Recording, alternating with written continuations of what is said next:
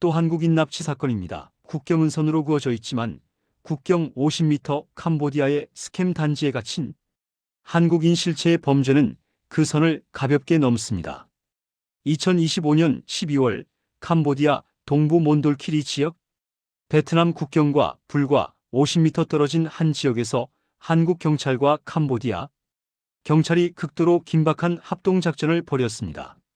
그 안에는 온라인 사기, 이른바 스캠 범죄 단지에 감금된 우리 국민 한 명이 있었고 그를 감시하고 관리하던 한국인 범죄 피의자들 또한 존재했습니다. 이 영상에서는 단순한 구출 작전의 성공을 넘어 왜 한국인이 해외 범죄 단지에 갇히게 되는지, 그리고 이 범죄가 어떻게 국제 조직 범죄로 진화했는지를 전문가의 시선으로 짚어봅니다.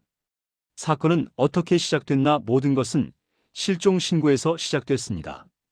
2025년 12월 2일 20대 한국 남성 한 명이 해외에서 연락이 끊겼다는 신고가 접수됩니다.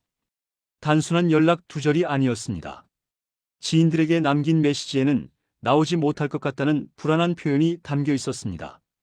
경찰은 즉시 해외 취업을 미끼로 한 온라인 사기 조직의 감금 가능성을 염두에 두고 수사에 착수합니다. 그리고 확인된 위치는 캄보디아 몬돌키리, 이미 악명 높은 온라인 스캠 단지 밀집 지역이었습니다. 몬돌키리, 왜 이곳이었나? 몬돌키리는 캄보디아 수도 프놈펜에서 약 300km 떨어진 지역으로 베트남과 국경을 맞대고 있습니다. 이 지역이 국제범죄 조직의 거점이 된 이유는 명확합니다. 첫째, 국경이 가깝습니다. 둘째, 산악 밀림 지형이 많아 은신이 쉽습니다. 셋째, 여러 국가의 범죄 조직이 섞여 활동합니다. 특히 온라인 사기 조직은 단지를 국경 인근에 조성해 단속 시 즉각 도주할 수 있도록 설계합니다. 이번 단지 역시 출입구만 3개, 조금만 늦었다면 범죄자들은 국경 너머로 사라질 수 있는 구조였습니다. 코리아 전담반의 투입. 경찰청은 한마이너스 캄보디아 합동수사팀인 코리아 전담반을 즉각 가동합니다. 이 전담반은 최근 급증하는 해외 스캠 범죄에 대응하기 위해 양국이 공동으로 출범시킨 조직입니다. 한국 경찰 4명이 직접 현지로 파견됐고 단지의 규모, 경비 배치, 내부 구조, 도주로를 정밀 분석하기 시작합니다. 그러나 작전은 그 어느 때보다 신중해야 했습니다. 실패하면 국경 너머였다. 단지는 베트남 국경과 불과 50m 거리였습니다. 조금만 소음이 발생해도 조직원들은 즉각 국경을 넘어 도주할 수 있는 상황. 이에 경찰은 국가정보원 등과 협력해 국내외 정보를 종합하고 캄보디아 몬돌키리 지방경찰청과 함께 단지 주변을 장기간 감시합니다. 그리고 결정적 순간이 찾아옵니다.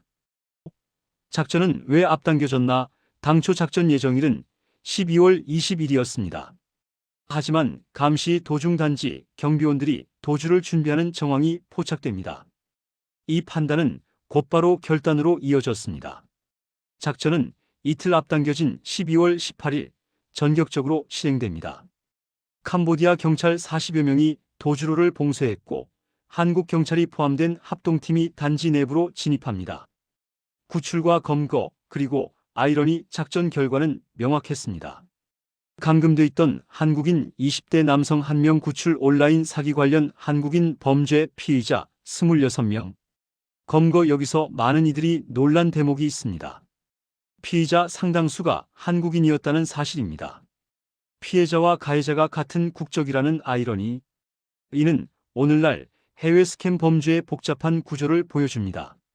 처음엔 피해자로 끌려왔다가 살기 위해 범죄에 가담하는 경우, 또는 처음부터 돈을 노리고 합류한 경우까지 경계는 흐릿해져 있습니다. 대통령의 메시지. 이재명 대통령은 XX를 통해 이번 작전에 참여한 경찰들에게 공개적으로 감사를 전했습니다. 낯선 땅의 위험하고 열악한 여건 속에서도 임무를 완수한 경찰관 여러분께 깊은 감사를 전한다. 또한 그는 온라인 스캠과 보이스피싱 등 국제 조직 범죄를 뿌리 뽑기 위해 국제 공조를 더욱 강화하겠다고 밝혔습니다. 이 사건이 던지는 경고. 이 사건은 한 명의 구출로 끝나지 않습니다. 지금도 동남아 곳곳에는 수많은 스캠 단지가 존재합니다. SNS 취업 제한, 고수익 해외 일자리, 통역 마케팅 업무라는 달콤한 말 뒤에는 감금, 폭행, 협박이 숨어 있는 경우가 적지 않습니다. 그리고 이 범죄는 국경을 넘고 국적을 가리지 않으며 디지털 공간을 통해 더 빠르게 확산되고 있습니다. 국경에서 불과 50m, 그 안에는 도망칠 수 없는 공간이 있었습니다. 이번 작전은 한국 경찰의 집요함과 국제 공조의 중요성을 보여줬습니다. 하지만 동시에 우리는 더 근본적인 질문을 마주합니다. 왜 젊은이들이 이런 위험한 제안에 노출되는가? 왜 범죄 조직은 이토록 쉽게 사람을 끌어들이는가? 이 사건은 끝이 아니라 경고입니다. 해외 스캠 범죄는 더 이상 남의 이야기가 아닙니다. 그리고 그 경고는 지금 이 순간에도 어딘가에서 현실이 되고 있습니다.